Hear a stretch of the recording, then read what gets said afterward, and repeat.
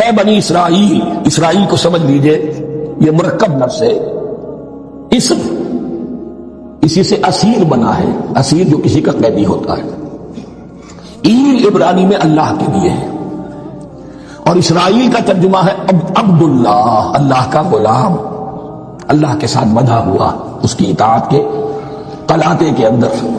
یہ اسرائیل یہ لقب ہے حضرت یعقوب علیہ السلام کا۔ ان کے 12 بیٹے تھے، 12 بیٹوں سے جو نسل چلی وہ بنی اسرائیل ہے، انہی میں حضرت موسیٰ کی بعثت ہوئی اور تورات انہیں دی گئی، پھر یہ ایک بہت بڑی امت بنے۔ ان پر 4 ادوار آ چکے تھے قرآن مجید کے نزول کے وقت، 2 مرتبہ اللہ کی رحمت کی بارشیں ہوئی، انہیں عروج نصیب ہوا، 2 مرتبہ ان کو دنیا پرستی، شہوت پرستی، اللہ کے احکام کو پس و پش ڈال دینے کی سزا میں عذاب کے کوڑے پر سے۔ اس کا ذکر آئے گا سورہ بنی اسرائیل کے پہلے رکوع میں۔ اس وقت جبکہ قرآن نازل ہو رہا ہے، اس وقت وہ اپنے اس زوال کے دور میں تھے۔ حال یہ تھا کہ حضور صلی اللہ علیہ وسلم کی بعثت سے پہلے ہی 2nd ٹیمپل بھی شہید کیا جا چکا تھا، گرایا جا چکا تھا۔ حضرت سلیمان نے جو بنایا تھا ہیکل سلیمانی، جس کو یہ 1st ٹیمپل کہتے، اسے نیبوکدنیزر نے گرا دیا تھا حضرت مسیح سے بھی کئی سو سال پہلے۔ لیکن اس کے بعد پھر یہ رومنز نے سن 70 عیسوی میں حضور کی ولادت سے 500 برس پہلے ان کا یہ یروشلم تباہ و برباد ہوا، اس میں لوگوں کو قتل کیا گیا، قتل عام ہوا، اور 2nd ٹیمپل جو ہے وہ بھی گرا دیا گیا، جو اب تک گرا پڑا ہوا ہے۔ صرف ایک ویلنگ وال ہے جس کے پاس جا کر یہودی جو ہے ماتم کر لیتے ہیں، روتے ہیں،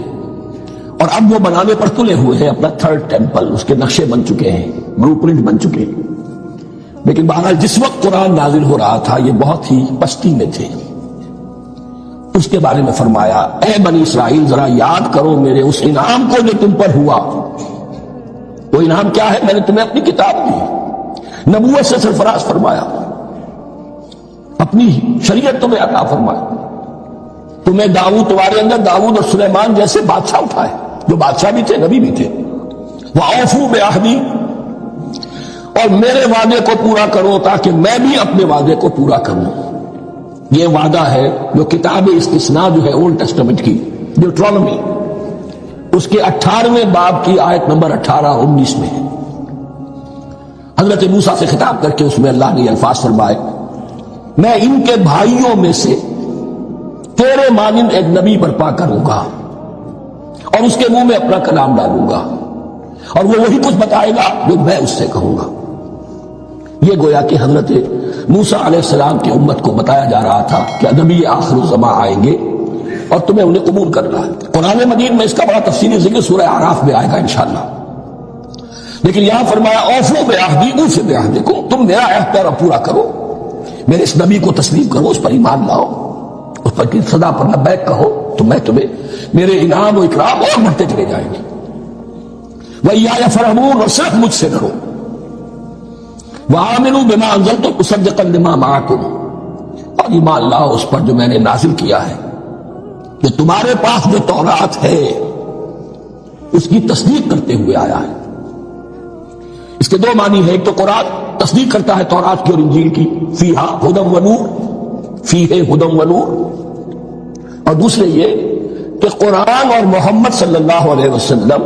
ان پیشین گوئیوں کے مصداق بن کر آئے ہیں جو تورات میں تھی، ورنہ وہ پیشین گوئیاں جھوٹی ثابت ہوتی۔ ان کے مصداق کون ہے؟ قرآن اور محمد صلی اللہ علیہ وسلم، یہ دونوں معنی اس کے ہیں۔ وَآمِنُوا بِمَا أَنزَلْتُ مُصَدِّقًا لِمَا مَعَكُمْ وَلَا تَكُونُوا أَوَّلَ كَافِرٍ بِهِ، اور دیکھو تم ہی سب سے پہلے ان کا کفر کرنے والے نہ بن جاؤ۔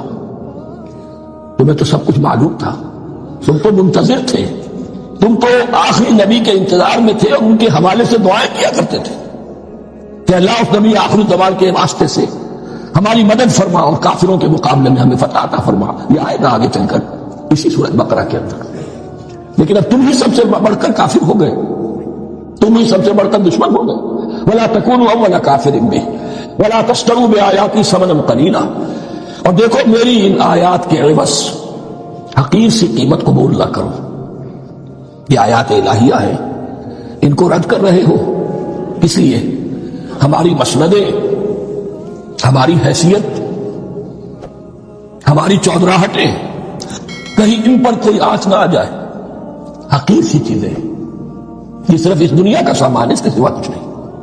بلا تشتروا بآیاتی ثمنا قلیلا وإیایا فاتقون، اور صرف مجھ سے تقوی اختیار کرو، میرا تقوی اختیار کرو.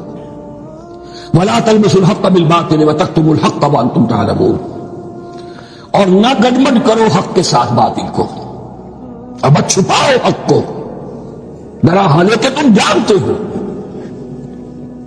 یہ بات اچھی طرح نوٹ کرنی ہے، جانتے بوجھتے کرنا. ایک ہے مغالطے میں کرنا، وہ ضلالت ہے، گمراہی ہے.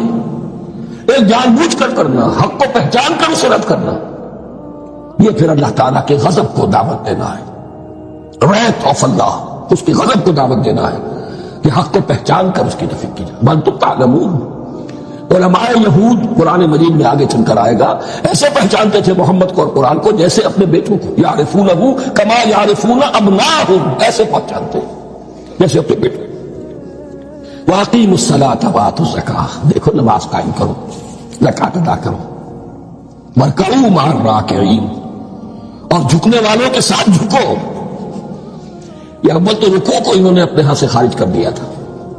ثانیاً باجماعت نماز ان کے ہاں ختم ہو گئی تھی. وارکعوا مع الراکعین، جماعت باجماعت نماز کی طرف اشارہ ہے. اتامرون الناس بالبر وتنسون انفسکم، کیا تم لوگوں کو نیکی کا حکم دیتے ہو، تقویٰ کی، پارسائی کی تعلیم دیتے ہو؟ میں کہہ رہا ہوں کہ اصل میں مخاطب کون ہے؟ علماء یہود. اس آیت سے ثابت ہو گیا عالم ہمارا بھی جب بھی کھڑا ہوگا اونچے سے اونچا آواز کہے گا، اعلیٰ سے اعلیٰ بات کہے گا. اکثر و بیشتر کا حال یہ ہے کہ ان کا اپنا کردار دیکھیے تو کوئی مناسبت ہی نہیں اس سے کہ جو بات کہہ رہا ہے، جو لوگوں کو دعوت دے رہا ہے اس پر خود عمل نہیں. تو یہی در حقیقت علماء یہود کا کردار بن چکا تھا. اتامرون الناس بالبر وتنسون انفسکم، کیا تم لوگوں کو نیکی کا حکم دیتے ہو اور صرف اپنے آپ کو بھول جاتے ہو. وانتم تتلون الکتاب، اور یہ سب کچھ تم کر رہے ہو اس حال میں کہ کتاب پڑھتے بھی ہو، تورات پڑھتے ہو، صاحب تورات ہو. ہمارے بھی بہت سے علماء کا، علماء سو جنہیں ہم کہتے ہیں، حال یہ ہو چکا ہے، خود بدلتے نہیں قرآن کو بدل دیتے ہیں. ہوئے کس درجہ فقیہان حرم بے توفیق. وَإِذْ نَجَّيْنَاكُمْ مِنْ آلِ فِرْعَوْنَ يَسُومُونَكُمْ سُوءَ الْعَذَابِ يُذَبِّحُونَ أَبْنَاءَكُمْ وَيَسْتَحْيُونَ نِسَاءَكُمْ وَفِي ذَلِكُمْ بَلَاءٌ مِّن رَّبِّكُمْ عَظِيمٌ. اس میں چونکہ پہلی مرتبہ لفظ آل فرعون آ رہا ہے تو جیسے بنی اسرائیل کی ہم نے پوری وضاحت کی، اسی طریقے سے آل فرعون کا مفہوم بھی معین کر لیجئے. فرعون یہ ایک طرح کا لقب ہے کہ جو مصری شہنشاہوں کا تھا، جیسے قیصر روم یا ایران کے لیے کسرا یا روس کے بادشاہوں کا زار، مختلف جو ہے یہ تبع، یہ متبابع رہے ہیں یمن کے، اسی طریقے سے فرعون. لیکن یہ وہی لوگ کہ جو اصل تھے مصر کے رہنے والے قبطی. باقی جو باہر سے لوگ آ کر حکمران ہو گئے تھے انہیں فراعنہ نہیں کہا گیا، یہ ان کا اسی لیے لقب نہیں ہے. وہ قرآن مجید نے بھی سورہ یوسف میں کہیں لفظ فرعون استعمال نہیں کیا. وقال الملک، کہا بادشاہ. یہ انہیں تاریخ والے بھی کہتے ہیں، یہ علیحدہ ایک تھا معاملہ، اور ان کو ہکسوس کنگز کہتے ہیں، چرواہے بادشاہ. آل کے لفظ کو بھی سمجھ لیجئے کہ یہ لفظ جو ہے ہمارے ہاں خاص طور پر اہل تشیع نے اس کو ایک مفہوم دے دیا ہے کہ آل محمد صلی اللہ علیہ وسلم سے مراد جو ہے وہ صرف حضرت علی کی نسل جو ہے وہی آل محمد میں شامل ہوگی رضی اللہ تعالی عنہ. لیکن یہ بات صحیح نہیں ہے. آل کا اصل جب لفظ جو ہے وہ اس کا مفہوم ہے آلا یعولو، اور آبا یعوبو سے یہ بہت قریب ہے. آبا یعوبو لوٹنا، آئبونا تائبونا لربنا حامدون. جب سفر واپس آتے تھے حضور صلی اللہ علیہ وسلم تو گھر میں داخل ہوتے ہوئے جو آپ کی زبان پر الفاظ حمد ہوتے تھے اللہ کے شکر کے، اس میں آئبونا تائبونا، ہم لوٹ کر آ رہے ہیں اپنے رب کی طرف توبہ کرتے ہوئے. یعنی گھر میں بھی گھر کے والوں کی طرف بھی آ رہے ہیں، اپنے رب کی طرف بھی آ رہے ہیں. ہر وقت انسان کو توبہ کرنی ہے. تو آبا یعوبو آلا یعولو، لوٹنا. اسی سے لفظ تعویل بنا ہے، کسی شے کے اصل مفہوم کی طرف اسے لوٹانا. یہ تعویل ہے جس کی وضاحت جو ہے میں تعارف قرآن کے ضمن میں تفسیر اور تعویل کے فرق میں اس لفظ کی وضاحت کر چکا ہوں. تو آل کہتے ہیں کسی بڑی شخصیت کے تمام متبعین منتسبین جو بھی اس کی طرف اپنے آپ کو منسوب کریں. بڑے بڑی شخصیتیں ہیں، بڑی ان کا مقام اور مرتبہ ہے، تو ان کے احباب ہیں، رفقا ہیں، ان کے اعوان و انصار ہیں، ان کے منتسبین ہیں، ان کے عقیدت مند ہیں، وہ سب کے سب اس کی آل شمار ہوں گے، جو بھی ان کے تابعین ہیں اور جو بھی ان کی طرف اپنے آپ کو منسوب کرتے ہیں. اس اس معنی میں آل فرعون کا مطلب جو ہے وہ ہے فرعونی، فرعون والے، فرعون کے متبعین، فرعون کے لاؤ لشکری، فرعون کے قوم کے سردار، اس معنی میں قرآن مجید میں یہ لفظ آیا ہے بار بار. اور اسی لفظ کی سے در حقیقت نفی ہو جاتی ہے کہ آل فرعون سے مراد صرف فرعون کی نسل نہیں ہے، بلکہ یہ کہ وہ تمام قوم جو ہے اس کے اندر جو ان کا وہ طبقہ تھا کہ جو سرداروں کا طبقہ تھا، ملاؤ جو ان کے سردار تھے، جو درباری تھے، اور جو بڑے بڑے ان کے سپہ سالار تھے، بڑے فوجی جو ہے ان کے منصبدار تھے، ان سب کو آل کہا گیا ہے. اس سے لفظ جو ہے اس کے قریب یہ اہل کسی بھی شخص کے گھر والے جو ہے وہ اہل ہیں. یہ آل اور اہل ویسے تھوڑا سا فرق ہے. اور اسی میں اہل و عیال والا جو لفظ ہے، اعلیٰ یعیلو کا مطلب بھی ہوتا ہے عیال دار ہونا، اور اس کے اندر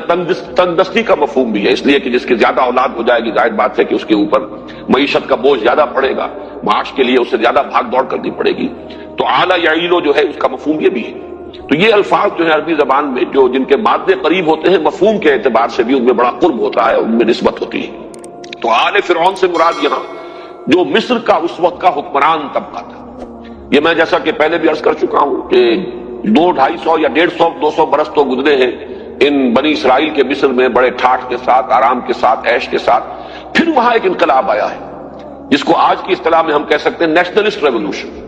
پھر وہاں کی جو اپنے قوم کے لوگ تھے انہوں نے پھر ان کا تختہ الٹ دیا حکومت کا. ہکسوسٹنز کی بادشاہی ختم ہوئی، ان کو وہاں سے مار بھگایا گیا. اب ظاہر بات ہے جو ان کے مراعات یافتہ طبقات تھے، جو سابقہ بادشاہوں کے، اب وہ معطوب ہو گئے ان پر اعتاب. لہذا وہاں سے پھر ان پر تنگی شروع ہوئی، سختی کرنی شروع کی گئی، اور ان کے لیے جو ہے ہر طرح کی پرسیکیوشن. ان کو اپنے نوکر چاکر بنا لیا گیا، ان سے کھیتوں میں کام لیتے تھے، انہی سے یہ جو ہے تعمیرات کے اندر کام لیتے تھے، بیگار لیتے تھے. یہ سارا کام جو ہے اس کو آج کی اصطلاح میں ہم سمجھ سکتے ہیں کہ جیسے کہیں پر اس طرح کا کوئی اگر نیشنلسٹ ریولوشن آتا ہے تو پھر سابقہ جو بھی حاکم تھے یا جو اونچے طبقات تھے ان کے خلاف ایک انتقامی جذبات پیدا ہو جاتے ہیں. لہذا یہ دور تھا کہ جس میں جب انتہائی شدت پیدا ہوئی تو اللہ تعالیٰ نے پھر حضرت موسیٰ علیہ السلام کو مبعوث فرمایا تاکہ ان کی نجات کا ذریعہ بن جائے. وَإِذْ نَجَّيْنَاكُمْ مِنْ آلِ فِرْعَوْنَ يَسُومُونَكُمْ سُوءَ الْعَذَابِ، جبکہ ہم نے تمہیں نجات دی فرعونیوں سے، قوم فرعون سے، فرعون کے سرداروں سے. ساما یسومو کہتے ہیں کسی کو پریشرائز کرنا، دبانا، جس کے لیے قرآن مجید میں دوسری جگہ پر مستضعفین کا لفظ آیا جنہیں دبا لیا جائے. تو ساما یسومو کسی پر دباؤ ڈالنا. یسومونکم سوء العذاب، تمہیں بدترین عذاب میں مبتلا کر رہے تھے، شدید ترین پرسیکیوشن کا تمہیں نشانہ اور شکار بنایا جا رہا تھا. یسبحون ابناکم ویستحیون نساءکم، تمہارے بیٹوں کو وہ ذبح کر ڈالتے تھے اور تمہاری عورتوں کو زندہ رکھتے تھے. وفی ذالکم بلاء من ربکم عظیم، اور اس میں یقیناً تمہارے رب کی طرف سے بہت بڑی آزمائش، بڑا ابتلا، تمہارے لیے بڑے شدید حالات تھے کہ جن میں تمہیں اللہ تعالیٰ نے اس وقت ڈال دیا تھا. اس میں یہ جو ہے بیٹوں کا قتل کرنا، اس میں خاص طور پر لفظ جو ہے نوٹ کیجئے، یذبحون، یہ باب تفعیل ہے، اور تفعیل کے اندر تدریجن اور تھوڑا تھوڑا کر کے یا بار بار وقفے سے کسی کام کا کرنا، یہ اس کا ایک خاصہ ہے لازمی باب تفعیل کا. اور اس کا سبب سمجھ میں آتا ہے کہ جب اس قوم کو دبانے کا خیال کیا گیا تو یہ ایسا نہیں ہوا ہوگا کہ ظاہر بات ہے کہ ایسا ہو بھی نہیں سکتا تھا، انہیں باقی بھی رکھنا ہے، ان سے خدمت بھی لینی ہے، انہیں اپنا غلام بنا کر رکھنا ہے. استخدام جو ہے وہ مقصود ہے، تو انہیں ختم تو نہیں کر دینا. تو جیسے جیسے وہ دیکھتے ہوں گے کہ یہ قوم اب پھر ذرا پنپ رہی ہے تو پھر ان کے ایک نسل کو قتل کر دینا کہ اب فلاں وقت تک کے لیے جتنی اولاد ان کے ہاں پیدا ہو نرینہ اسے قتل کر دیا جائے. تو گویا کہ یہ اس قوم کی طاقت کو توڑنے کے لیے پے بپے وقفے سے اس قسم کے اقدامات ہوئے ہیں. اسی لیے یذبحون ابناءکم، وہ ذبح کر ڈالتے رہے تمہارے بیٹوں کو، یعنی یہ انداز اختیار کیا گیا ہے کہ یہ پے بپے ہوا ہے. اور 2 مرتبہ کا جو ہے اس قسم کا معاملہ یہ تو قرآن مجید سے ثابت ہے. ایک تو یہ کہ حضرت موسیٰ علیہ السلام کی بعثت سے قبل قرآن مجید میں اشارہ ہے موجود، اور دوسری روایات میں تفصیل موجود ہے کہ خواب دیکھا تھا فرعون نے کہ کوئی ایک ایسا بچہ پیدا ہوا ہے کہ جو اس کے تخت کے لیے اور حکومت کے لیے خطرہ بن گیا ہے. تو اس کے بعد اس نے یہ فیصلہ کیا کہ یہ بنی اسرائیل میں جو بھی بیٹا پیدا ہو اسے قتل کر دیا جائے. چنانچہ قرآن مجید میں وضاحت سے ہے کہ موسیٰ کو اللہ تعالیٰ نے وحی فرمائی، اوحینا الی موسیٰ ان اقذفیہ، کہ اس کو اپنے بچے کو جب تک تو کوئی تمہیں اندیشہ نہ ہو دودھ پلاتی رہو، اپنے پاس رکھو. جب بھی کہیں پکڑ دھکڑ دیکھو کہ کوئی تلاشی ہو رہی ہے اور کوئی کارندے فوج کے پیادے آ گئے ہیں حکومت کے تلاشی لیتے ہوئے کہ کوئی بچے اس دوران میں تو پیدا نہیں ہوئے ان کے ہاں، تو اسے صندوق میں رکھ کر اور دریا میں ڈال دینا. یہ ہمارے ذمے ہے، ہم اس کی حفاظت کریں گے اور تمہارے پاس لوٹا کر بھی لے آئیں، رادوہ الیک،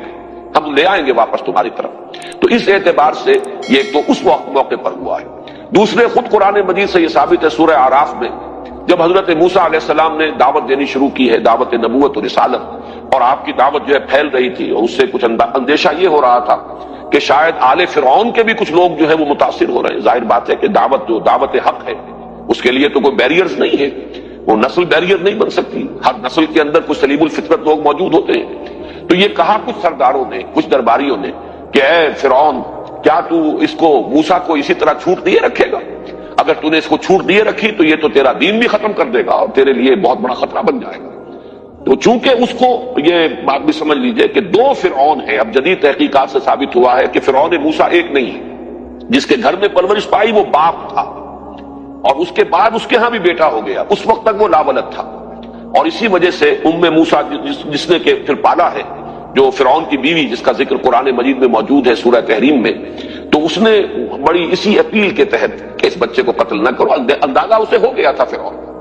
کہ یہ بچہ جو ہے یہ اسرائیلی ہے، اور یہ اس طریقے سے اگر بچے گا تو ہو سکتا ہے کہ وہی یہ بچہ بن جائے کہ جس کے بارے میں میں نے خواب دیکھا، جس اندیشے سے سینکڑوں کو قتل کیا ہے۔ لیکن معلوم ہوتا ہے کہ محبت بہت تھی حضرت آسیہ سے اسے، اور ظاہر بات ہے کہ یہ یعنی ایک بیوی کی محبت جو ہے وہ بہت سے مطالبات منوا لیتی ہے شوہر سے، تو مت قتل کرو اسے، قرۃ عین لی ولک، یہ میری اور تیری آنکھوں کی ٹھنڈک بنے گا، ایسا تو اس کے لیے اس کو ابھی چھوڑ دو۔ تو اس لیے اللہ تعالیٰ نے بچا لیا حضرت موسیٰ کو، تو پرورش پائی ہے اس کے ہاں، پھر اس کے ہاں خود ایک بیٹا ہوا ہے، اور وہ پھر بہت بوڑھا ہو گیا تھا وہ فرعون، تو اس نے پھر تخت و تاج سے علیحدگی اختیار کر کے اپنے بیٹے کو حکومت سے ملوا دی تھی۔ حضرت موسیٰ جب واپس آئے ہیں مدین سے، اور راستے میں پھر نبوت سے سرفراز ہوئے ہیں اور حکم ملا ہے کہ جاؤ اذهب الى فرعون انه طغى، تو یہ دوسرا فرعون ہے بیٹا، اور یہ فرعون جو ہے یہ پلا ہے حضرت موسیٰ کے ساتھ،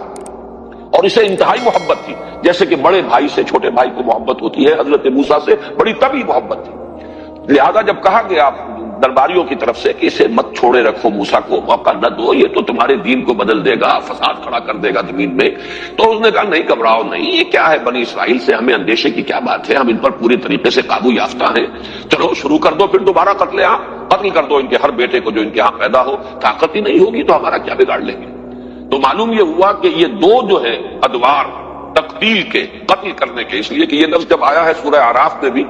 تو یذبحون ہی کی طرح وہاں بھی باب تفعیل کا صیغہ آیا ہے، یقتلون ابناءکم، باب تفعیل یہاں بھی تسبیح یذبحون ابناءکم، وہاں بھی یقتلون ابناءکم۔ تو محسوس ایسا ہوتا ہے کہ یہ دو تو میں نے ہی آپ کے سامنے خود قرآن مجید کے حوالے سے ادوار گنا دیے ہیں کہ جس میں یہ حکم جو ہے عام کر دیا گیا کہ اسرائیلیوں کے ہاں جو بیٹا بھی پیدا ہو کسی بھی اسرائیلی عورت کے ہاں اسے قتل کر دیا جائے، لڑکیوں کو زندہ رکھ لیا جائے، اس لیے کہ وہ تو ہمارے حرم میں بھی داخل کی جا سکیں گی، ہمارے ہاں نوکرانیوں کا کام بھی کریں گی، خدمت بھی کریں گی، اور ظاہر بات ہے کہ ان سے اندیشہ نہیں کہ وہ ہمارے لیے کبھی کوئی تھریٹ بن سکے، کوئی خطرہ بن سکے۔ تو یذبحون ابناءکم ویستحیون نساءکم، یہاں ایک بڑا عمدہ نکتہ بیان کیا ہے مولانا اصلاحی صاحب نے کہ نساءکم کیوں کہا ہے، بناتکم کیوں نہیں کہا؟ اس لیے کہ اگر تو قتل کرتے بھی تو ظاہر بات ہے جیسے کہ لڑکوں کو قتل کرتے تھے جو نوزائیدہ ہوتے تھے تو قتل کرتے، تو عورتوں کو قتل کرتے، بچیوں کو قتل کرتے، لیکن بچی کا معاملہ جو نوزائیدہ ہو وہ اس طرح کا نہیں ہوتا جیسا کہ لفظ نساء ہے، اس میں ان کی غیرت کی طرف در حقیقت جو ہے اشارہ کیا جا رہا ہے، اس لیے کہ وہی بچیاں جنہیں وہ زندہ رکھتے تھے پھر وہی عورتیں بنتی تھیں، پھر وہی ان کے حرم میں بھی داخل ہوتی تھی، انہی کے ہاں پھر جو ہے وہ کام کاج بھی کرتی تھی، تو گویا کہ اس طرح سے انتہائی بے غیرتی کا معاملہ تمہارے لیے ہو گیا تھا کہ تمہاری عورتیں جو ہے وہ اس طریقے سے اس حاکم قوم کے گھروں کے اندر چاہے تو وہ کام کاج کے لیے اور خدمت کے لیے اور چاہے ان کے حرم میں داخل کر لی جاتی ہوں گی جیسے کہ ہوتا ہے ظلم۔ تو یہ گویا کہ اس کی طرف اشارہ کیا گیا جو لفظ بنات سے بات پورے طور سے نکھر کر اور اجاگر ہو کر نہ آتی۔ یذبحون ابناءکم ویستحیون نساءکم، وہ ذبح کر ڈالتے تھے تمہارے بیٹوں کو اور زندہ رکھتے تھے تمہاری عورتوں کو، وفی ذالکم بلاء من ربکم عظیم، اور اس میں یقیناً تمہارے رب کی طرف سے بڑی ابتلاء اور آزمائش، تمہارے صبر کا بہت بڑا امتحان، تمہارے تحمل کے لیے بہت بڑی آزمائش تھی۔ چونکہ میں نے یہاں عرض کیا ہے کہ باب تفعیل کا خاصہ ہے کہ تدریجاً وقفے وقفے سے کوئی کام کیا جائے، جیسے تنزیل اور انزال، بار بار اس کا ذکر ہوا ہے، تعارف قرآن کے جو لیکچرز تھے ان میں بھی میں نے بیان کیا۔ تنزیل ہے تھوڑا تھوڑا کر کے وقفے وقفے سے نازل کرنا، انزال ہے کسی شے کا دفعتاً نازل کر دینا۔ قرآن مجید کے لیے یہ دونوں الفاظ آئے، اور ان کا جو مفہوم ہے وہ میں اس وقت بیان نہیں کر رہا، میں بیان کر چکا ہوں۔ یہاں آپ دیکھیے کہ ایک ہی جگہ پر وَإِذْ نَجَّيْنَاكُمْ مِنْ آلِ فِرْعَوْنَ بھی آیا ہے، اور اس کی اگلی آیت میں ہے وَإِذْ فَرَقْنَا بِكُمُ الْبَحْرَ فَأَنْجَيْنَاكُمْ وَأَغْرَقْنَا آلَ فِرْعَوْنَ وَأَنْتُمْ تَنظُرُونَ۔ تو گویا کہ باب تفعیل بھی نجیناکم من آل فرعون اور انجیناکم، اور یہ ہے باب افعال، ہم نے نجات دی تمہیں۔ یہ دو الفاظ اور باب تفعیل اور افعال کے دو صیغے کیوں استعمال ہوئے، اس پر بڑی عمدہ گفتگو کی ہے مولانا عبد الماجد دریابادی نے، اور ایک حوالہ دیا ہے Hastings dictionary of the Bible, جو تحقیقیں ہوئی ہے اہل تورات نے بڑی تحقیقیں کی ہیں، ان کے تاریخی جو ہے حوالے بھی دیے ہیں۔ تو اس کا کہنا یہ ہے، جو بھی آتھر ہے ہیسٹنگ جس نے کہ وہ کتاب لکھی ہے، کہ محسوس ایسا ہوتا ہے کہ مصر سے ان کے قافلے مختلف اوقات میں نکلتے رہے۔ حضرت موسیٰ علیہ السلام کے زمانے میں تھوڑا تھوڑا کر کے قافلے جو ہے ان کے آتے رہے، اور وہ اس طریقے سے یہ ایک دم نہیں ایکسوڈس ہوا، بلکہ وقفے وقفے سے ہوا ہے۔ تو یہ بات واقعتاً اگر ثابت ہو جائے تو پھر اس سے کہ قرآن مجید نے جو لفظ استعمال کیا ہے وَإِذْ نَجَّيْنَاكُمْ، اس لیے جو ہے بہت ہی اجاگر ہو کر لفظ آتا ہے، فرق نمایاں ہو جاتا ہے، اس لیے کہ آخری پھر سب سے بڑا لشکر جو تھا بنی اسرائیل کا وہ تھا جو حضرت موسیٰ کے ساتھ نکلا ہے، اور اس کے لیے انجیناکم کا لفظ آیا، وہ تو دفعتاً ہوا ہے، ایک ہی وقت میں پوری قوم بقیہ جو ہے اس کو لے کر حضرت موسیٰ نکلے ہیں۔ تو میں جب یہ پڑھ رہا تھا تو میرا ذہن منتقل ہوا کہ بعین ہی یہی معاملہ تھا خود حضور صلی اللہ علیہ وسلم کا۔ آپ کو جب ہجرت کی اجازت ملی ہے تو پہلے جو ہے اجازت عام تھی، چنانچہ آپ نے مسلمانوں کو اجازت دے دی کہ یثرب کی طرف ہجرت کر جاؤ، قافلے جاتے رہے، ایک ایک قافلہ جا رہا ہے، پھر کچھ لوگ جا رہے ہیں، پھر کچھ لوگ چلے گئے، خود آپ آخری وقت تک ایکسپریس اپروول جس کو کہا جائے، یعنی اجازت جو ہے صراحت کے ساتھ اس کے منتظر رہے۔ تو معلوم ایسا ہوتا ہے کہ شاید وہاں سے بھی ایسا ہی ہوا ہو کہ ایکسوڈس جو ہے وہ پہلے کچھ مختصر قافلے وہاں سے جیسے جیسے موقع انہیں ملا ہے وہ نکلتے رہے ہوں، اور پھر آخری قافلہ جو ہے وہ حضرت موسیٰ علیہ السلام کے ساتھ نکلا۔ ویسے اس میں میرا ذہن ایک اور بات کی طرف بھی گیا ہے، اور وہ یہ کہ جو قرآن مجید کے دوسرے مقامات پر تفصیل آئی ہے، 7 معجزات ہیں جو آل فرعون کو حضرت موسیٰ علیہ السلام کے ذریعے سے دکھائے گئے۔ ویسے تو 9 ہیں معجزے حضرت موسیٰ کے، لیکن 2 معجزے تو وہ تھے جو ابتدا میں دیے گئے، اور جو کہ آپ نے جاتے ہی پہلے جو ہے فرعون کے دربار میں جب آپ پہنچے ہیں اور دعویٰ کیا ہے کہ میں اللہ کا رسول ہوں، اور اس نے کہا ہے کہ تمہارے پاس کیا ثبوت ہے، کیا سند ہے، تو وہ آپ نے عصا کا معجزہ اور اپنا وہ جو ید بیضا کا معجزہ، یہ تو دونوں اسی وقت دکھائے ہیں جب نبوت سے سرفراز ہوئے ہیں حضرت موسیٰ علیہ السلام، اسی وقت یہ دونوں معجزے عطا کر دیے گئے۔ لیکن بعد میں 7 اور ہیں،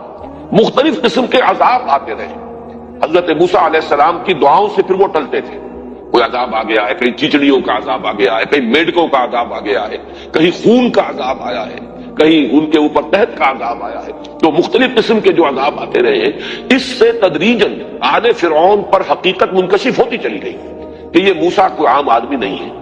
ان کا دعویٰ صحیح معلوم ہوتا ہے، اور اس لیے یقیناً تدریجاً جو ہے ان کی پرسیکیوشن میں اور جو تشدد ہو رہا تھا بنی اسرائیل پر، اس میں کمی آئی ہوگی مجموعی اعتبار سے۔ تو گویا کہ وہ جو دباؤ تھا یسومونکم سوء العذاب، وہ دباؤ تدریجاً جو ہے اس میں ریلیف آیا ہے، تھوڑا تھوڑا کر کے اس کی شدت کے اندر کمی ہوئی ہے، اور پھر آخری نجات وہ ہے کہ جو پھر وہ ایکسوڈس جسے کہا گیا ہے کہ حضرت موسیٰ علیہ السلام کے ساتھ پوری قوم جو ہے وہ مصر سے باہر آ گئی۔ بہرحال یہ نجیناکم اور انجیناکم، یہ 2 الفاظ آئے ہیں بہت قریب، اور قرآن مجید میں کوئی بھی فرق جو ہے نفسی وہ بغیر کسی بنیاد کے نہیں ہوتا، کوئی نہ کوئی سبب ہے، اس میں انسان غور کرے، فکر کرے تو اس کے بہت سے پہلو سامنے آ سکتے ہیں۔ تو فرمایا وَإِذْ نَجَّيْنَاكُمْ مِنْ آلِ فِرْعَوْنَ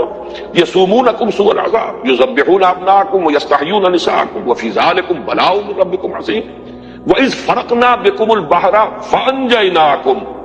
وَأَغْرَقْنَا آلَ فِرْعَوْنَ وَأَنتُمْ تَنظُرُونَ۔ اب یہ دوسرا معاملہ ہے، اور یاد کرو جب کہ ہم نے تمہارے ساتھ پھاڑ دیا سمندر کو، یعنی سمندر کو پھاڑ کر تمہارے لیے راستہ بنایا۔ یہ در حقیقت وہ جب حضرت موسیٰ علیہ السلام نے ایک وقت معین کیا اور تمام جتنے علاقوں میں یہ آباد تھے وہاں اطلاع دے دی گئی، رات کے ایک وقت میں نکلو، سب کے سب پھر ایک جگہ جمع ہوئے ہیں، اور یہ سب خفیہ طریقے پر ہوا ہے۔ فرعون کو جب پتہ چلا ہے پھر اس نے جمع کیے لشکر، اسے بھی جمع کرنے میں وقت لگا ہے، اس لیے کہ اس زمانے میں آپ کو معلوم ہے اسٹینڈنگ آرمیز نہیں ہوتی تھی، بلکہ جیسے 20,000 منصبدار، 30,000 منصبدار، 10,000 منصبدار مختلف علاقوں کے اندر جو جاگیردار ہوتے تھے انہی کے پاس فوجیں ہوتی تھیں۔ تو پھر جیسے کہا گیا کہ فی المدائن حاشرین، بھیج دیے گئے جمع کرنے کے لیے لوگ، اور وہ فوجیں جمع ہوئی، وقت لگا ہے، اور پھر اس نے تعاقب کیا ہے۔ تو حضرت موسیٰ ایک وقت معین پر پھر اپنے پروگرام کے تحت پوری قوم کو لے کر جب چلے ہیں، تو یہ جو راستہ ہے تو میں عرض کر چکا ہوں کہ اس کے زمانے کے بارے میں بھی اختلاف ہے، 1300 قبل مسیح یا 1447 قبل مسیح. اب یہ تقریباً یوں سمجھیے کہ حضرت مسیح علیہ السلام سے 1450 برس قبل یا 1300 برس قبل، بس یہ تقریباً اس کا ہے. ایگزیکٹ ڈیٹس کا تعین کوئی آسان کام نہیں. پھر جہاں تک راستے کا تعلق ہے اس میں بھی اختلاف ہے اور مختلف اس کی جو ہے، لیکن یہ کہ اگر ان کو جمع کیا جائے تو کچھ ایک جو بات سمجھ میں آ سکتی ہے بنیادی طور پر، وہ یہ ہے کہ ایک راستہ تو ہو سکتا تھا مصر سے اور فلسطین کی طرف آنے کے لیے کہ جو بہت آسان راستہ تھا. وہ تو یہ جو غزہ اسٹرپ ہے، آج کل تو یہ تمام چیزیں ہر شخص کے علم میں ہے، وہ نقشہ بارہا جو ہے اخبارات میں چھپتا رہتا ہے. غزہ اسٹرپ جو ہے غزہ کی پٹی ہے، یہ تو جو کہ میڈیٹرینین کے ساحل کے ساتھ ساتھ علاقہ ہے، بڑا سرسبز و شاداب بھی ہے، آباد بھی ہے، تو یہ آسان ترین راستہ تو یہ ہے. لیکن یہ ہے کہ اس راستے پر چھاونیاں تھیں، اس راستے سے بچ کر نکلنا ممکن نہیں تھا. تو حضرت موسیٰ علیہ السلام نے، بعض لوگ تو کہتے ہیں کہ وہ راستہ بھول گئے، لیکن میں یہ سمجھتا ہوں کہ راستہ بھولنے والی بات نہیں ہے، بلکہ جیسے حضور صلی اللہ علیہ وسلم نے ہجرت کے وقت مدینے کی شاہراہ اختیار نہیں کی تھی، بلکہ جب آپ طائف بھی گئے تو عام راستے سے نہیں گئے تھے. وہ راستہ جو آج کل بنا ہوا ہے جسے طریق السیل کہتے ہیں، یہی راستہ اس وقت کا آسان راستہ تھا. ایسا تدریجن ہے وہ راستہ کہ پتہ ہی نہیں چلتا کہ آپ پہاڑ پر چڑھ گئے اور بلندی بہت ہو جاتی ہے. وہ طریق السیل ہے. اور ایک ہے طریق الجبل، پہاڑی راستہ، وہ تو ابھی بنا ہے. اور اسی راستے سے حضور گئے تھے جب گئے تھے، اس لیے کہ اس پر کوئی آمد و رفت نہیں تھی. تو حضور جب گئے ہیں سن 10 نبوی میں، تو آپ نے طریق السیل کو چھوڑا اور وہ طریق الجبل اختیار کیا. اسی طریقے سے جب آپ ہجرت کے لیے نکلے ہیں تو جو شاہراہ تھی، ظاہر بات ہے کہ آپ کو معلوم تھا تعاقب ہوگا، پیچھا کیا جائے گا، لوگ تلاش میں نکلیں گے. تو بالکل اس کے برعکس جنوب کی طرف آپ گئے بجائے شمال کی طرف جانے کے. غار ثور جنوب کی طرف ہے اور وہاں جا کر آپ نے 3 رات جو ہے قیام کیا. پھر وہاں سے بھی نکلے ہیں تو جو شدید ترین راستہ ہو سکتا تھا وہ آپ نے اختیار کیا، عام راستہ اختیار نہیں کیا. اب جو سڑک بن گئی ہے مدینہ اور مکے کے درمیان، وہ وہی سڑک ہے کہ جو جس کو اب آج کل وہ کہتے ہیں یہ طریق الہجرہ، یہ وہ راستہ ہے. اس پر یہ ابھی بالکل ریسنٹلی سڑک بنی ہے، ورنہ پہلے راستہ جاتا تھا ساحل کے ساتھ ساتھ وہ رابغ وغیرہ ہو کر، جدے سے ہو کر رابغ وغیرہ ہو کر. اب وہ طریق الجبل جو ہے طریق الہجرہ والا بن چکا ہے. تو حضرت موسیٰ نے بھی قوم کو لے کر راستہ وہ اختیار کیا کہ جس پر نہ تو چھاونیاں تھیں نہ آبادی تھی،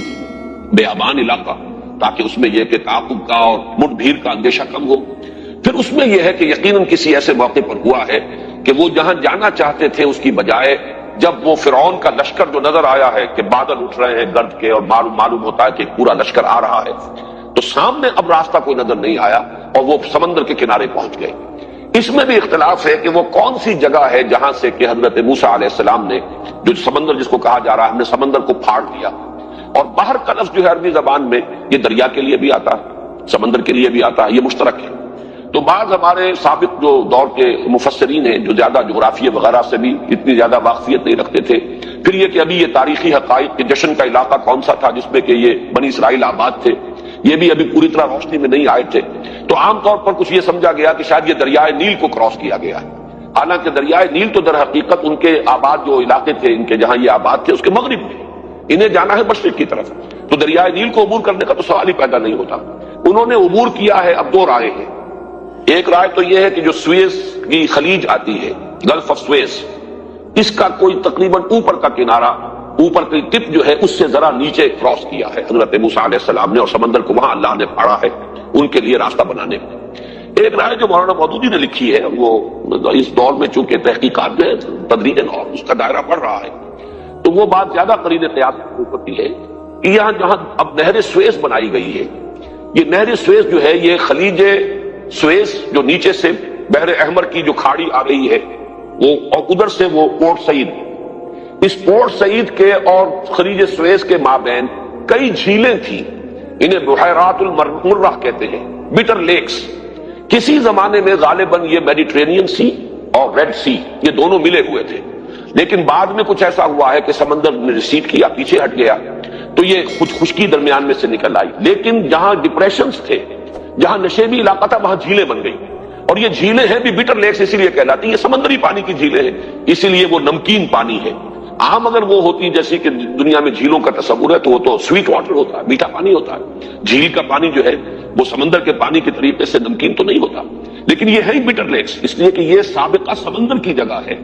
جہاں سے درمیان میں سے خشکی نمودار ہو گئی ہے. تو وہ ایک چین تھی بٹر لیکس کی، 1 2 3 درمیان میں خشکیاں تھیں. اس خشکی کو جو کھدائی کر کے اور ان لیکس کو ملا دیا گیا ہے جس سے یہ نہر سویز بنی ہے. تو مولانا مودودی کا کہنا یہ ہے، جو انہوں نے جو بھی سورسز ان کے سامنے ہیں ان کے حوالے سے، کہ یہ بٹر لیکس میں سے ایک بڑی لیک تھی جس کے کنارے حضرت موسیٰ علیہ السلام پہنچ گئے، سامنے سمندر آ گیا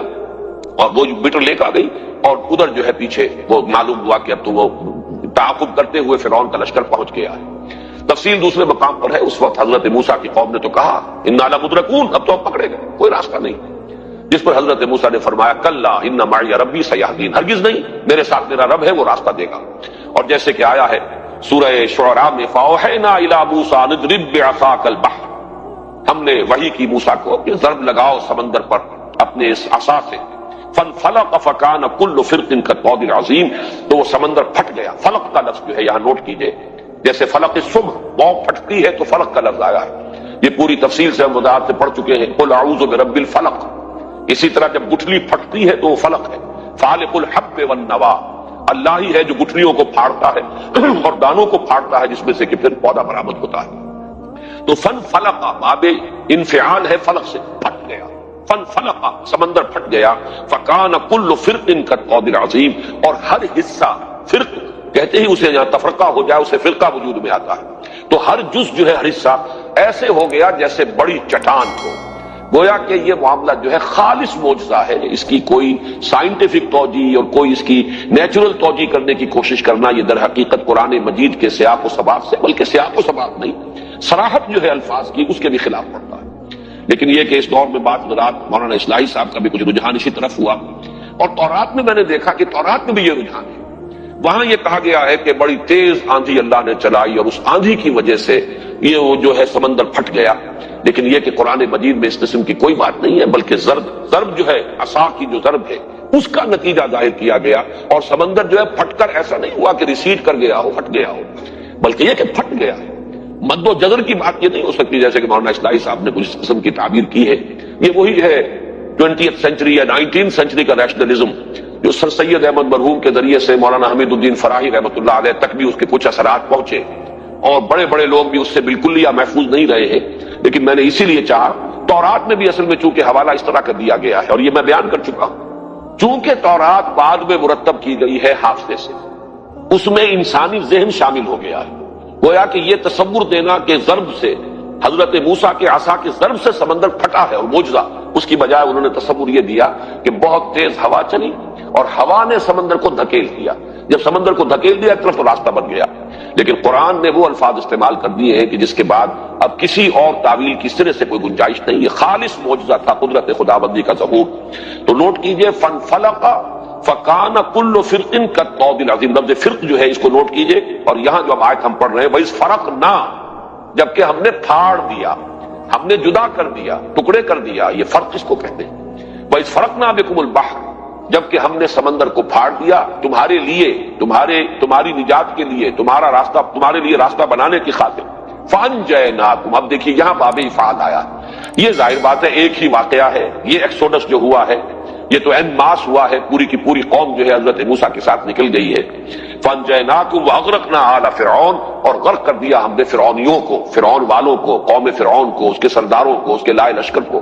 اس لیے کہ وہ جب پہنچا ہے وہاں اور اس نے دیکھا اس کی نگاہوں کے سامنے اس کا شکار نکلا جا رہا ہے، تو یہ دیکھ کر کہ سمندر تو رکا ہوا ہے، تو اس نے بھی یہ سمجھا کہ ہم بھی اسی طریقے سے پار کر کے اور انہیں دوسرے کنارے پر جا لیں گے اور پکڑ لیں گے، لیکن یہ کہ عین جب منجھار کے درمیان میں آیا ہے تو پھر وہ دونوں کے دونوں حصے جو ہیں وہ آپس میں مل گئے اور وہ سب کے سب غرق ہو گئے۔ وَأَغْرَقْنَا آلَ فِرْعَوْنَ وَأَنْتُمْ تَنظُرُونَ، اس میں بڑی ایک خاص کیفیت ہے، تم دیکھ رہے تھے، تمہاری نگاہوں کے سامنے تمہارے دشمن کو غرق کیا۔ اس میں وہی انداز ہے کہ جیسے سورہ فتح میں بھی ہے کہ اللہ تعالیٰ یہ چاہتا ہے کہ وَيَشْفِ صُدُورِ الْمُؤْمِنِينَ، اہل ایمان جو تھے مکے میں جنہیں ستایا گیا تھا، مارا گیا تھا، ہر طرح سے جو ایذائیں پہنچائی گئی تھی، اللہ تعالیٰ جو ہے وہ چاہتا تھا کہ ان کے دلوں کو بھی ٹھنڈک جو ہے وہ نصیب ہو، اور ان کو ٹھنڈک اسی سے ہو سکتی تھی کہ جو ظلم کرنے والے تھے ان کے سامنے جو ہے ان پر اللہ تعالیٰ کا عذاب آئے، جیسا کہ حضرت بلال نے خود قتل کیا امیہ ابن خلف کو میدان بدر میں، وہ بھاگنے کی فکر میں تھا اور حضرت بلال نے، وہی امیہ ابن خلف جو انہیں شدید ترین ایذائیں پہنچاتا تھا، پھر حضرت بلال کے ہاتھ میں اللہ تعالیٰ نے اسے قتل کروایا اور اسے کیفر کردار تک پہنچایا۔ تو یہ بھی ہے کہ ان کی بھی آنکھوں کو ٹھنڈک عطا کی ہے کہ یہ قوم جو ہم پر ظلم کرتی تھی، تشدد کرتی تھی، ہمیں ستاتی تھی، یسومونکم سوء العذاب، اس کا حشر یہ ہوا کہ ان کی نگاہوں کے سامنے وانتم تنظرون، تمہاری نگاہوں کے سامنے تمہارے اس دشمن کو ہم نے غرق کیا۔ وَإِذْ وَعَدْنَا مُوسَىٰ 40 لَيْلَةً ثُمَّ اتَّخَذْتُمُ الْعِجْلَ مِن بَعْدِهِ وَأَنتُمْ ظَالِمُونَ، اور جب کہ یاد کرو جب کہ ہم نے بلایا ایک وقت معین پر، وعدنا یہ باب مفاعلہ جو آیا ہے یہ ہوتا ہے کسی چیز کا معاہدہ ہو جانا، وعدہ ہو جانا، یعنی اللہ تعالیٰ نے حضرت موسیٰ علیہ السلام کے ساتھ ایک وقت معین کیا کہ اس وقت تمہیں اب کوہ طور پر پہنچنا ہے، حاضر ہونا ہے، اور وقت معین سے پہلے وہ پہنچ گئے جس کا سورہ طٰہٰ میں ذکر ہے، لہذا اس پر پھر ان کی ایکسپلینیشن بھی کال ہوئی ہے، وما عجلک عن قومک یا موسیٰ، اے موسیٰ وقت معین سے پہلے کیسے پہنچ گئے اپنی قوم کو چھوڑ کر؟ تو انہوں نے پھر وضاحت کی، عجلت الیک ربی لترضیٰ، پروردگار میں تو جلدی کر کے آیا کہ تو راضی ہو جائے، تو میرا شوق دیکھ، میرا اشتیاق دیکھ، لیکن یہ کہ وہاں ایکسپلینیشن کال ہوئی اور اللہ تعالیٰ نے فرمایا کہ تم نے جو جلدی کی ہے اس کا نتیجہ نکل چکا ہے، انا فتنا قومک من بعدک وضلهم السامری، سامری نے تمہاری قوم کو گمراہ کیا ہے۔ بہرحال وہ ایک وقت معین کے لیے میں نے یہ وضاحت کی ہے، وعدنا یہ وہی ہے باب مفاعلہ، جب کوئی قرارداد طے ہو گئی وقت کی کہ اس وقت پہنچنا ہے۔ موسیٰ 40 لیلۃ، حضرت موسیٰ علیہ السلام کا لفظ یہاں پر پہلی مرتبہ آ رہا ہے قرآن میں، تو اسے نوٹ کر لیجئے۔ موسیٰ بن عمران، ان کی جو بھی جدید تحقیق ہے اس کے اعتبار سے 1520 قبل مسیح میں ان کی پیدائش ہے اور 1400 قبل مسیح میں ان کا انتقال ہے، یعنی یوں سمجھیے کہ 120 برس کی ان کی عمر ہوئی ہے۔ قرآن مجید میں جن انبیاء اور رسول کا تذکرہ آیا ہے اس میں حضور صلی اللہ علیہ وسلم کے بعد سب سے زیادہ کثرت کے ساتھ اور سب سے زیادہ تکرار اور اعادے کے ساتھ ذکر حضرت موسیٰ کا ہے۔ حضور صلی اللہ علیہ وسلم کا بھی نام لے کر ذکر اتنی مرتبہ نہیں ہے قرآن میں جتنی مرتبہ حضرت موسیٰ کا ہے، لیکن چونکہ قرآن مجید ایک اعتبار سے سیرت النبی ہے، اس لیے کہ ظاہر بات ہے جب سورہ انفال میں غزوہ بدر کے حالات آ رہے ہیں تو یہ بھی ایک چیپٹر ہے سیرت النبی کا۔ سورہ آل عمران میں اس کا کافی بڑا حصہ 60 آیات جو ہے وہ غزوہ احد سے متعلق ہے، تو یہ بھی ایک باب ہے سیرت النبی کا۔ اس اعتبار سے ہم یہ کہہ سکتے ہیں پورا قرآن سیرت النبی ہے صلی اللہ علیہ وسلم، لیکن یہ کہ اس تعویل کو اگر چھوڑ دیں تو سب سے زیادہ ذکر قرآن مجید میں حضرت موسیٰ علیہ السلام کا ہے۔ چنانچہ مولانا حفظ الرحمان سہاروی رحمۃ اللہ علیہ نے جو کتاب لکھی ہے قصص القرآن، اس میں انہوں نے ہر نبی کے حالات پر جو آیات قرآن مجید میں آئی ہیں ان کی گنتی کر کے اس کا دے دیا ہے کہ ان کے حالات میں اتنی آیات ہیں، ان کے ذکر پر اتنی آیات، تو 555 آیات قرآن مجید کی حضرت موسیٰ علیہ السلام کے ذکر پر مشتمل ہے۔ آپ اندازہ کیجئے کہ 6,500 کے قریب تو کل آیات ہیں، تو 6,500 بھی ہو تو گویا کہ 1/13 یا 1/12 قرآن ہے کہ جو حضرت موسیٰ علیہ السلام کے حالات پر مشتمل ہے۔ اور اسی طریقے سے جس طرح بنی اسرائیل کا ذکر قرآن مجید میں آیا ہے، یہ میں خاص طور پر آج کل اس لیے ذکر کر رہا ہوں کہ اگرچہ اس وقت دنیا میں یہودیوں کی تعداد 13-14 ملین سے زیادہ نہیں، 1.5 کروڑ بھی نہیں، لیکن یہ کہ جیسے جیسے اب حقائق منکشف ہو رہے ہیں واقعتاً ہمیں خود یہ شعور نہیں تھا پہلے کہ کس طرز تسلط ہے ان کا اس وقت عالمی سیاست پر اور عالمی اقتصادیات پر۔ تعداد بہت بڑی سی ہے، قرآن مجید میں اتنی تفصیل سے ذکر کیوں آیا ہے؟ ایک قوم تھی تاریخ کی ایک صفحات میں گم ہو چکی، تقریباً نہ ہونے کے برابر رہ گئی، مسلمان 120 کروڑ اور وہ 1.25 کروڑ بمشکل، معلوم ہوا کہ 1 اور 100 کی نسبت ہے، لیکن یہ کہ اس کے باوجود جو ہے تذکرہ آیا حضرت موسیٰ کا اس قدر شان، اس کے اہتمام کے ساتھ ذکر آیا ہے، تو معلوم ہوتا ہے جیسے کہ احادیث سے ہمارے سامنے وہ جو پیشن گوئیوں والی روایات ہے کہ قیامت سے قریب اور متصلاً قبل جو حالات و واقعات پیش آنے والے ہیں، تو یہ تو در حقیقت انہی 2 امتوں کی تاریخ بنے گی دنیا کی تاریخ۔ ایک امت سابقہ بنی اسرائیل جن میں سے وہ دجال اکبر کا ظہور ہوگا، اس کا ایک جو ہے ایک ابال آئے گا اس کے اندر کہ باسی کڑی کے اندر اقتدار انہیں حاصل ہوگا، جیسے کہ اسرائیل وجود میں آ چکا ہے، جیسے بڑکے مار رہا ہے شمیر اس وقت، انہی میں ایک بہت بڑی شخصیت کا ظہور ہوگا جو ان کی مسیح بن کر آئے گی۔ وہ مسیح جو جن کی پیشن گوئیاں ان کے ہاتھ تھیں، وہ حضرت مسیح آ گئے آج سے 2000 سال قبل۔ اب آپ اندازہ کیجئے 1992 ہے تو 2000 میں کون سی کسر رہ گئی؟ لیکن یہ کہ ان بدبختوں نے ان کی تو نفی کی، انہیں جھوٹا قرار دیا، انہیں ولد الزنا قرار دیا اور انہیں جادوگر قرار دے کر مرتد قرار دے کر سولی پر چڑھا دیا اپنے بس پڑتے۔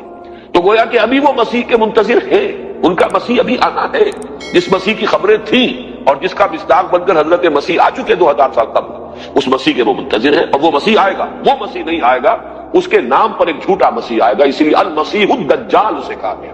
المسیح الدجال، وہ کہ جو جھوٹا دعویٰ کرے گا مسیح ہونے کا، اور اسی بنیاد پر یہودیوں کے اندر اسے وہ قدر و منزلت حاصل ہوگی، اور پھر ان یہودیوں کو جو عروج ہوگا گریٹر اسرائیل احادیث میں موجود ہے کہ تقریباً وہی نقشہ جو ہے وہ احادیث میں موجود ہے کہ وہ تو وجود میں آئے گا، مسلمانوں کو بڑی زبردست ہزیمتیں اور شکستیں ان کے ہاتھوں ہوں گی، بہت بڑی بڑی تباہیاں جو ہے خاص طور پر مسلمانان عرب پر آنی ہے ان کے ہاتھوں۔ پھر اصل حضرت مسیح کا نزول ہوگا، وہ حضرت مسیح کے جو ہمارے اور عیسائیوں کے مابین مشترک ہے۔ انہوں نے دھوکہ صرف یہ کھایا ہے کہ ایک تو توحید کو تثلیث سے بدل دیا، عقیدت کے غلو میں، لا تغلو فی دینکم، اسے لیے کہا گیا کہ اپنے دین کے معاملے میں غلو نہ کرو، غلو ہے، ورنہ حضرت مسیح کو مانتے ہیں وہ، لیکن وہ تثلیث میں انہیں اللہ کا الوہیت کا جز بنا دیا۔ دوسرے یہ کہ وہ شریعت موسوی جو ہے اس کو ختم کر دیا گیا۔ اس اعتبار سے حضرت مسیح، لیکن وہ بھی منتظر ہے حضرت مسیح کے، ان کا عقیدہ یہ ہے کہ حضرت مسیح سولی پر چڑھے، ان کا انتقال ہوا، پھر جس قبر میں انہیں رکھا گیا تھا ایک کیو میں، اسی میں وہ ریزریکشن ہوئی ان کی، وہ دوبارہ زندہ ہوئے اور دوبارہ زندہ ہو کر آسمان پر اٹھا لیے گئے، اور پھر وہ دوبارہ آئیں گے۔ تو عیسائی بھی منتظر ہیں مسیح کے۔ اسی طریقے سے ہمارا عقیدہ ان سے صرف اس اعتبار سے مختلف ہے کہ حضرت مسیح علیہ السلام سولی پر نہیں چڑھائے گئے، کوئی اور شخص ہے، ولیکن شبہ لہم، ان کے لیے ایک مشابہت پیدا کر دی گئی۔ باقی یہ کہ حضرت مسیح کو اللہ نے اس سے پہلے ہی زندہ آسمان پر اٹھا لیا اور وہ آئیں گے۔ تو گویا کہ ریٹرن آف مسیح یہ تو مشترک ہے عیسائیوں کے اور مسلمانوں کے مابین۔ چنانچہ میں نے تو دیکھے ہیں بڑے یہ بمپرز کے اوپر بھی اور شیشوں کے اوپر بھی امریکہ میں یہ آپ کو سٹیکرز، جیزس از کمنگ، انہیں بھی اندازہ یہ ہو چکا ہے کہ اب وہ وقت قریب ہے، وہ دور نہیں ہے، وہ قرب قیامت کے حالات و واقعات جو ہیں وہ اب ایسے ظاہر ہو رہے ہیں کہ جیسس از کمنگ، اس کے جو حضرت مسیح کا جو دوبارہ ورود ہے، نزول ہے آسمان سے، وہ قریب ہے۔ اور یہی جیسا کہ میں عرض کر رہا ہوں بار بار اپنی گفتگو میں آج کل بیان کر رہا ہوں، اب یہ حالات کی جو رفتار ہے بہت تیز ہے، یہ ایونٹس جو ہے بڑی تیز رفتاری کے ساتھ انفولڈ ہوں گے اور بالکل وہ نقشہ سامنے آتا چلا جائے گا۔ بہرحال حضرت موسیٰ علیہ السلام کا ذکر قرآن میں اور بنی اسرائیل کا اس اہتمام سے اس لیے ہوا ہے کہ موسیٰ کی امت ہے یہ بنی اسرائیل،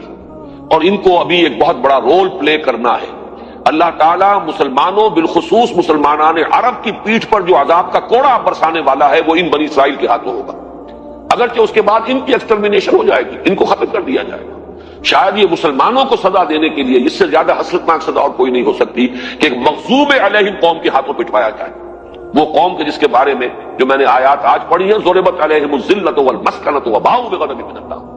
جس کے بارے میں ہمارے مفسرین کا اتفاق ہے کہ غیر المغضوب علیہم ولا الضالین جب ہم کہتے ہیں تو مغضوب علیہم سے مراد یہود ہے۔ تو گویا کہ ایک ملعون اور مغضوب علیہم قوم کے ہاتھوں مسلمانوں کو پٹوایا جائے گا اس سزا، اس جرم کی پاداش میں کہ جو ہم نے کی ہے، جو ہمارا حال ہے اسلام کے ساتھ۔ بہرحال یہ جو اذ فرقنا بکم البحر فانجیناکم واغرقنا آل فرعون وانتم تنظرون واذ وعدنا موسیٰ 40 لیلۃ، ہم نے 40 دن کے لیے، 40 راتوں کے لیے ترجمہ ہوگا، لیکن مراد جو ہے در حقیقت وہ 40 دن اور راتیں، یہ دونوں ملا کر ایک دن بنتا ہے، 40 دن رات کے لیے۔ اور اس کی تشریح آئی ہے ایک دوسرے مقام پر کہ وہ 30 جمع 10، چنانچہ وہاں فرمایا گیا سورہ اعراف میں کہ فتم میقات ربک 40 لیلہ، پہلے جو طلبی ہوئی تھی وہ 30 دن کے لیے تھی، لیکن شاید عجلت کی وجہ سے جلدی آ گئے تھے، شاید اس پر مزید کوئی تربیت کی ضرورت تھی، یا یہ کہ بعض روایات میں آتا ہے کہ وہ جو ایک مسلسل روزہ رکھوایا گیا، جیسے کہ حضرت مسیح علیہ السلام کے بارے میں تو انجیل میں ہے، قرآن میں نہیں ہے، 40 دن کا مسلسل روزہ حضرت مسیح علیہ السلام نے رکھا ہے، اور تب پھر حضرت مسیح کو انجیل عطا کی گئی ہے۔ حضور صلی اللہ علیہ وسلم نے بھی روزے بھی رکھے ہیں، اور جو آپ کی غار حرا کی جو بھی ریاضتیں ہیں، جو بھی آپ نے وہاں جو بھی تفکر و اعتبار ہے یا جو اور کوئی ریاضتیں ہیں، غور و فکر ہے، مراقبے ہیں، تو یہ گویا کہ تمہید ہوتی ہے کتاب عطا کیے جانے کی، یہ تیاری ہے، یہ ان کو جو خوش نصیب اس کام کے لیے اللہ تعالیٰ نے جس کو چن لیا ہوتا ہے، اگرچہ وہ خود اپنی جگہ پر یوں سمجھیے کہ جوہر قابل اور ہر اعتبار سے ایک نہایت ہی اہل ہستی، لیکن یہ کہ مزید کتاب الہی کے تحمل کے لیے کچھ اور تربیت کی ضرورت ہے۔ چنانچہ اس تربیت کے لیے 40 دن کی یہ جو ہے حضرت موسیٰ علیہ السلام سے ریاضت کرائی گئی۔ وَإِذْ وَعَدْنَا مُوسَىٰ 40 لَيْلَةً ثُمَّ اتَّخَذْتُمُ الْعِجْلَ مِن بَعْدِهِ۔ اب چونکہ اصل میں تفصیل یہاں پر حضرت موسیٰ علیہ السلام کو تورات عطا کیے جانے کی نہیں ہے، وہ تو دوسری جگہ پر، یہاں تو فرد جرم عائد کرنا جو ہے وہ پیش نظر ہے۔ تو اصل ذکر ہو رہا ہے کس اعتبار سے، تم نے اس کے بعد اس کی غیر حاضری میں بچڑے کو اپنا معبود بنا لیا، وانتم ظالمون، اور تم نہایت ظالم تھے، یعنی بے انصاف تھے، تم نے اپنے اوپر ظلم کیا، اس لیے کہ ظلم کو قرآن مجید شرک جو ہے شرک کو ظلم سے تعبیر کرتا ہے، ان الشرک لظلم عظیم، شرک جیسے گناہ کیے، گناہوں نے یعنی جرم کا تم نے ارتکاب کیا۔ حالانکہ میں یہ سارے واقعات جو آپ کے سامنے بیان کر رہا ہوں یہ ابھی سمجھیے کہ بالکل آغاز ہے ان کا، اور انہوں نے کتنے معجزے حضرت موسیٰ علیہ السلام پہ دیکھے، کس طرح معجزانہ طور پر تو انہیں वहां से मिस्र से निकाल कर लाए हैं। वो जो 9 मोजज़े फिरौन को दिखाए गए, जाहिर बात है वो सारे के सारे मोजज़े बनी इसराइल ने भी देखे। इस एतबार से किसी जगह पर आज मैं उसका हवाला तो तलाश नहीं कर सका, इसलिए कि मेरी तबीयत आज कोई ठीक नहीं रही, लेकिन ये कि ये अल्फाज भी मैंने कहीं पढ़े हैं तौरात ही के कि ए बनी इसराइल, तू वो कौम है,